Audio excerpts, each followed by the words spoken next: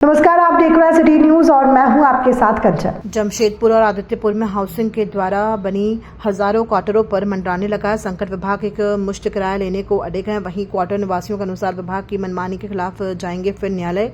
1972 से 1980 के बीच बनी हाउसिंग बोर्ड के लगभग 1096 क्वार्टर अब कंडम हो चुके हैं। बावजूद आवंटित हुए परिवार पिछले तकरीबन 40 वर्षों से निवास कर रहे हैं। इधर विभाग पिछले 40 वर्षों से किराए की मांग करती आ रही है, मगर ये रह रहे परिवार द्वारा कोई भुगतान नहीं किया गया, जिसमें जनता flat, EW, US flat, MF type flat, W type मध्यम वर्गीय लोगों को दिया गया था, जहां किराए की राशि नहीं देने पर अब आवास बोर्ड निवास नोटिस करना शुरू कर दिया है, जिसमें लगभग 5,50,000 का भुगतान एक मुश्त इन क्वार्टर धारकों को देना होगा। सवाल उठता है कि क्या विभाग किराया वसूल पाएगी? कारण जो लोग निवास कर रहे हैं उनका साफ कहना है कि 40 वर्षों से रह रहे हैं, विभाग मरम्मत के नाम पर कुछ नहीं है और ना ही पानी और बिजली दिया है, फिर किराया कैसा?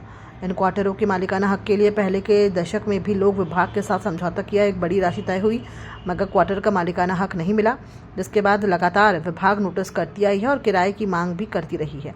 इसको लेकर लोग नाराज हैं और अब विभाग के साथ बात करने से लेकर न्यायिक प्रक्रिया की ओर जाने की सोच रहे हैं। इनका कहना है कि किराया सीमित हो, महीने की किस्तों और एक सामान्य रेट लेकर क्वार्टर का मालिकाना हक दिया जाए, अन्यथा क्वार्टर निवासी किसी कीमत पर क्वार्टर नहीं देंगे। अब इस मामले में देखना होगा कि काफ़ी दिलचस्प ये है कि क्या हाउसिंग बोर्ड एक मुश्त किराया वसूलती है या फिर क्वार्टर खाली करवाती है, या फिर क्वार्टर निवासी अपने घर को बचाने के लिए न्यायालय के शरण में जाते हैं। देखिए, सबसे पहले तो आप न्यूज़ चैनल वाले को बहुत बहुत धन्यवाद, जो हमारी बातों को रखने के लिए आगे आए हैं।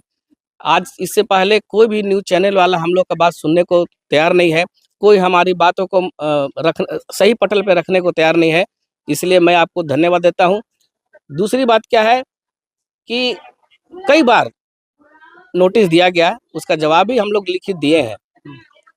सीधा बोलते कि खाली कीजिए, कैसे खाली करें भाई, कहाँ जाएं? ठीक है, आप खाली करवाइए तो रहने का व्यवस्था कीजिए, या नहीं तो आप जो क्वार्टर है उसको आवंटित कर दीजिए, जो वाजिब दाम है उसको हम लोग देंगे। उसके बाद या नहीं होता है तो उसका रेंट निर्धारित कीजिए, जो वाजिब रेंट है वो हम लोग देने को तैयार है। लेकिन यहाँ की ये जो सरकार है अभी है, ये ऑफिस में बैठ करके वहाँ निर्धारित करते हैं रेट और हम लोग के ऊपर लागू करना चाहते हैं। ये नहीं होगा। यहाँ की जनता जो है ना कहीं भी जाने को तैयार है, खाली तो करेगी नहीं, कहाँ जाएगी?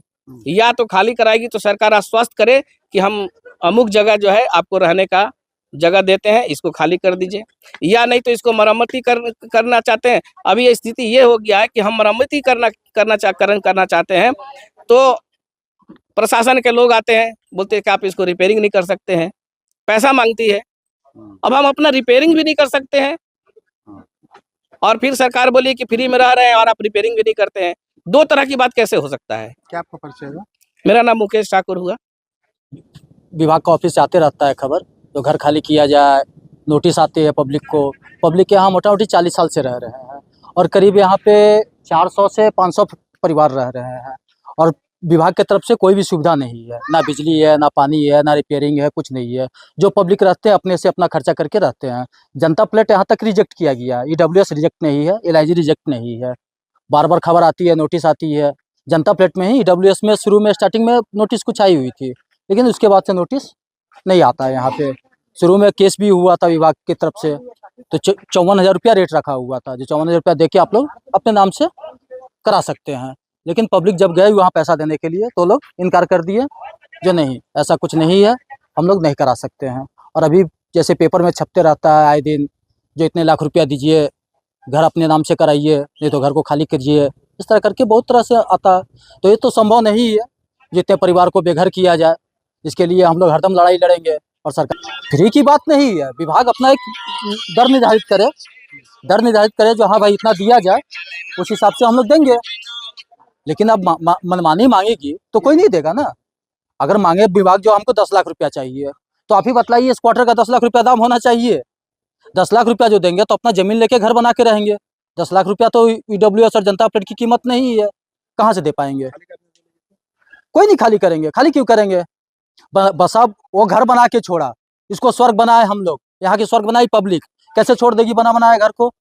आप छोड़ देंगे क्या? अगर आपके पिताजी घर बना के गए, और आपको बोला जाए कल को आप घर छोड़ दीजिए, तो आप छोड़ के जा सकते हैं क्या? नहीं जा सकते हैं ना। यहाँ हमारे बुजुर्ग की जुड़ी हुई है हम लोग से, यहाँ हमारे माँ बाप रह के गए, उसके बाद हम लोग रह रहे हैं, छोड़ के कैसे जाएंगे? उसके लिए हम लोग हरदम लड़ने के लिए तैयार हैं। क्या नाम है? हमारा राजीव कुमार दुबे, वार्ड मेंबर, दक्षिण मध्य पंचायत।